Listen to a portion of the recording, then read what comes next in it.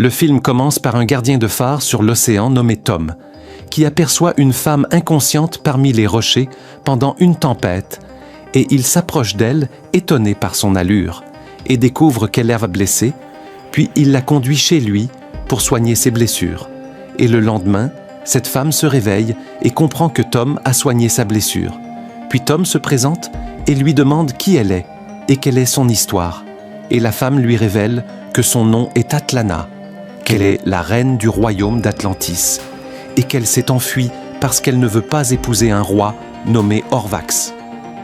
Atlana décida de rester avec Tom, où un grand amour naquit entre eux, et se termina par leur mariage et la naissance d'un enfant qu'ils appelèrent Arthur.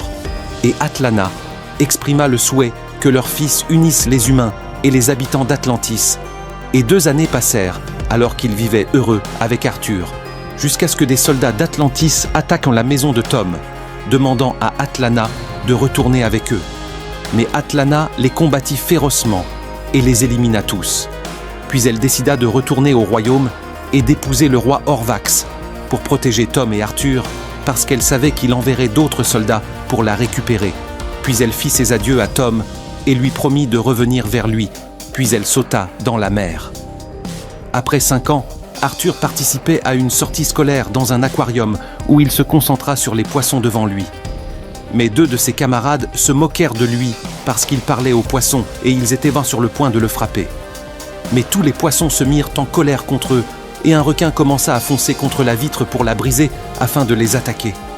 Tout le monde prit peur, mais ils furent stupéfaits lorsque Arthur leva les mains pour demander au requin de rester calme. Et il sembla que le requin se calma réellement. Et depuis ce moment, Arthur devint célèbre sous le nom d'Aquaman. Après 20 ans, un sous-marin russe dans l'océan fut attaqué par des pirates menés par Manta et son fils David, et après avoir pris le contrôle, un corps étrange heurta le sous-marin par en dessous, et les pirates perdirent dans l'équilibre. Et il s'avéra que ce corps était Arthur, qui avait grandi et acquis une force surhumaine grâce à sa mère Atlana. Arthur souleva le sous-marin jusqu'à la surface et y pénétra pour libérer les soldats prisonniers, et les balles des pirates ne lui firent aucun effet. David attaqua Arthur, mais son épée ne perça pas sa peau et Arthur le domina facilement. Puis Manta intervint pour protéger son fils, mais Arthur le projeta d'une tige métallique qui blessa gravement son épaule. Puis Arthur se retira, mais Manta le visa avec un missile, qu'Arthur évita et le missile frappa le sous-marin, provoquant une énorme explosion et tomba sur Manta.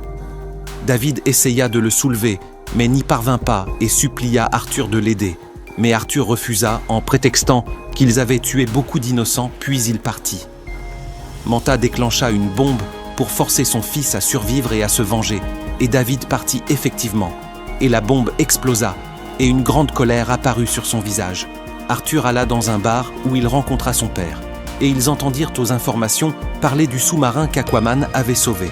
Et Tom sourit parce qu'il était fier de son fils, et il proposa à Arthur d'unir les royaumes des humains et d'Atlantis, en lui rappelant que sa mère avait envoyé autrefois le conseiller Vulko pour l'entraîner au combat et à nager à des vitesses incroyables sous l'eau. Mais Arthur confessa qu'il détestait Atlantis parce qu'il croyait qu'ils avaient tué sa mère à cause de son mariage avec un humain. Mais Tom répondit que cela n'était pas certain, et il sentait que son épouse Atlana était encore en vie. Dans les profondeurs de l'océan, le conseiller Vulko était avec Orm, qui est le roi actuel d'Atlantis et le fils du roi Orvax, ainsi que le frère d'Arthur par leur mère Atlana. Puis ils se rendirent auprès du roi Néreus, qui est l'un des 7 rois des royaumes. Et Orm lui proposa d'unir les royaumes pour déclarer la guerre aux humains, parce qu'il les déteste à cause des dégâts qu'ils ont causés à l'océan. Mais Néreus refusa en prétextant qu'Atlana avait épousé un homme humain, et qu'Orm n'est pas le roi légitime, et il sait parfaitement qu'Orm convoite le pouvoir absolu. Pendant leur conversation, un sous-marin attaqua l'endroit avec des missiles et fit tomber un énorme rocher sur Néreus.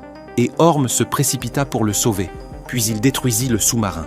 Et après cet incident, Néreus changea d'avis et accepta de s'allier avec Orm pour détruire les humains. Et dans la nuit, Arthur sortit du bar avec son père ivre, et dès qu'il le mit dans la voiture, Mera apparut devant lui. Elle était la fille du roi Néreus et la fiancée d'Orm. Puis elle se présenta et lui annonça qu'Orm était sur le point de déclarer la guerre aux humains. Méra demanda à Arthur de l'accompagner à Atlantis, car il est le plus légitime pour le trône en tant que fils aîné d'Atlana, et cela pourrait empêcher la guerre et protéger des millions d'humains et de créatures. Mais Arthur refusa en prétextant que les habitants d'Atlantis avaient tué sa mère, et il assura à Méra qu'il s'opposerait à Orm s'il attaquait les humains. Puis il prit sa voiture, et pendant ce temps, David était assis triste de la mort de son père, quand des soldats d'Atlantis entrèrent avec un message d'Orm, qui avait planifié depuis le début avec David l'attaque du sous-marin contre Néréus, pour gagner sa confiance et le forcer à s'allier avec eux pour détruire les humains. Orm remit de l'argent à David et lui demanda de se venger d'Aquaman, en révélant qu'Arthur n'était pas de leur espèce. Et pendant le retour d'Arthur chez lui, une tempête énorme se leva et les vagues submergèrent dans la ville. Et il se retrouva, lui et son père, sous l'eau, ce qui éloigna Arthur de son père. Et il commença à le chercher paniqué. Puis Méra apparut et utilisa son pouvoir pour contrôler l'eau et sauver Tom et Arthur. La remercia et comprit qu'Orm était à l'origine de la tempête. Et Méra confirma à Arthur que cette tempête n'était que le début des catastrophes à venir.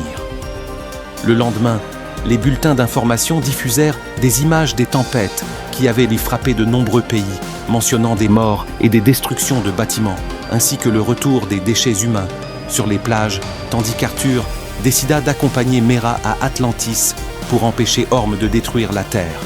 Et après leur arrivée, ils rencontrèrent Vulco, qui leur apprit qu'Orm s'était allié à Néréus et qu'il ne restait plus que 2 royaumes avant l'annonce de la guerre finale. Puis il leur expliqua que la solution était qu'Arthur prenne le trône, car il est l'héritier légitime et qu'il doit trouver le trident du roi Atlan, doté d'une puissance unique, car celui qui possède ce trident devient le seigneur de l'océan et capable de contrôler toutes ses créatures. Vulco raconta qu'Atlan avait été un grand roi avancé et civilisé, mais une expérience ratée avait détruit le royaume et l'avait englouti, et leur technologie les avait aidés à vivre sous l'eau. Puis ils se divisèrent en 7 royaumes, et Atlan disparut avec son trident, et personne ne connaît son emplacement.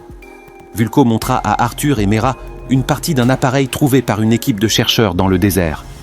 C'était un fragment du message d'Atlan, et il leur assura que trouver le message les conduirait au trident, et pendant leur conversation, des soldats d'Atlantis attaquèrent l'endroit parce qu'ils avaient découvert la présence d'Arthur. Vulco et Méra s'enfuirent, tandis qu'Arthur combattait les soldats, mais il découvrit que les armes marines pouvaient le blesser, et il perdit sa force habituelle, et il fut capturé inconscient.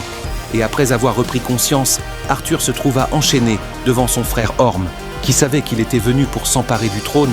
Arthur répondit en disant que s'asseoir sur le trône était le seul moyen de l'empêcher de détruire les humains, et Orm le défia dans un duel public dont le vainqueur gouvernerait le royaume, et Arthur accepta le défi. Le lendemain, les 2 frères s'affrontèrent dans l'arène et un combat féroce s'engagea. Arthur domina d'abord et porta des coups puissants à Orm qui fut presque précipité dans la lave, mais il s'en sortit et lança une attaque violente contre Arthur. Il le frappa de toutes ses forces et brisa son trident, tandis que Méra s'inquiétait pour Arthur, parce qu'il ne pourrait pas affronter Orm sans le trident. Et Orm était sur le point de le tuer, mais Méra utilisa son pouvoir et créa un immense cyclone d'eau avec lequel elle attaqua Orm et l'éloigna d'Arthur, puis elle monta sur son navire et s'enfuit avec Arthur. Les soldats du royaume les poursuivirent et tirèrent sur le navire de Méra pour le détruire, tandis qu'Orm les chassait lui-même depuis son propre navire. Et il toucha le navire de Méra et le désactiva si bien que son équilibre fut perturbé, et il se dirigea vers la lave volcanique et y tomba. Mais avant qu'il ne coule, Arthur et Méra s'échappèrent rapidement, et Arthur trouva refuge auprès d'une grande baleine et communiqua avec elle pour qu'elle les cache dans son ventre. Tandis qu'Orm arriva et vit le navire de Méra couler, et il crut que Méra et Arthur étaient morts. Arthur et Méra sortirent peu après sur la terre ferme et se dirigèrent vers le désert à la recherche du message du roi Atlan. Et pendant ce temps, Orm découvrit qu'ils étaient encore en vie parce qu'il suivait Méra à travers le bracelet qu'il lui avait offert lors de leur fiançailles, et il ordonna à ses soldats de les poursuivre pour tuer Arthur tout en préservant la vie de Méra, car le roi Néréus l'avait menacé de rompre l'alliance et de lui déclarer la guerre si sa fille Méra était tuée. Les soldats d'Orme envoyèrent un message à David pour l'informer de l'emplacement d'Arthur, et ils lui fournirent une armure, un armement avancé et une équipe des meilleurs soldats pour éliminer Aquaman, ce qui enthousiasma David.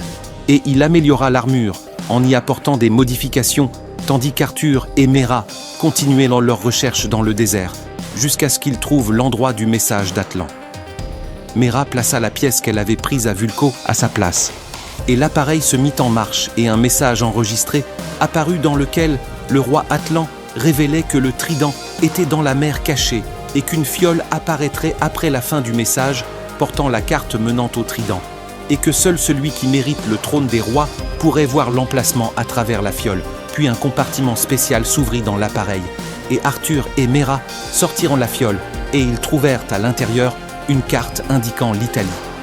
Tous deux voyagèrent en Italie et arrivèrent à un temple romain indiqué par la carte, et Arthur remarqua des statues de chefs des armées de Rome et une seule statue du roi. Alors il se souvint de la parole d'Atlan au sujet de l'œil du roi, et plaça la fiole devant l'œil de la statue qui refléta l'emplacement de la mer cachée où se trouve le trident. Mais David et son équipe les attaquèrent soudainement, et il semble que David parvint à blesser Arthur, car ses armes étaient fabriquées à Atlantis. Ils se battirent avec violence jusqu'à ce qu'Arthur désactive l'armure et propulse David du haut de la montagne dans la mer, et qu'elle revint auprès d'Arthur blessé, et il l'informa qu'Orme les traquait. Et Méra comprit enfin que le bracelet contenait un dispositif de localisation. Alors elle le brisa. Puis Arthur perdit connaissance, et il se retrouva sur un bateau avec Méra alors qu'il se dirigeait vers la mer cachée. La nuit, des hordes de monstres les attaquèrent, et ils combattirent tous les deux de toute leur force, mais le nombre de monstres augmentait alors. Arthur utilisa une fusée de détresse et remarqua que les monstres craignaient la lumière, et il plongea avec Méra dans l'eau, et ils descendirent profondément, et des milliers de monstres les entourèrent. Mais la lumière de la fusée les éloigna jusqu'à ce que la lumière s'éteigne, et les monstres attaquèrent de nouveau.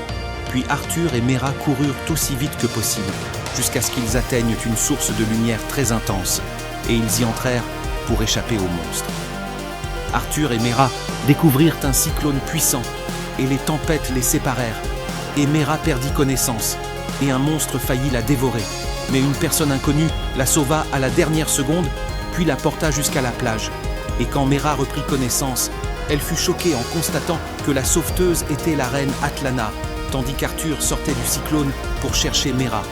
Et il fut stupéfait de voir sa mère vivante après 20 ans. Et Atlana se précipita pour étreindre de nouveau son fils. Atlana leur expliqua que cet endroit s'appelait le royaume du Trench, qui regorge de monstres, et que son mari, le roi Orvax, l'avait exilée ici pour la punir de son mariage avec un humain. Mais elle avait résisté aux monstres et traversé la tempête jusqu'à atteindre ce lieu.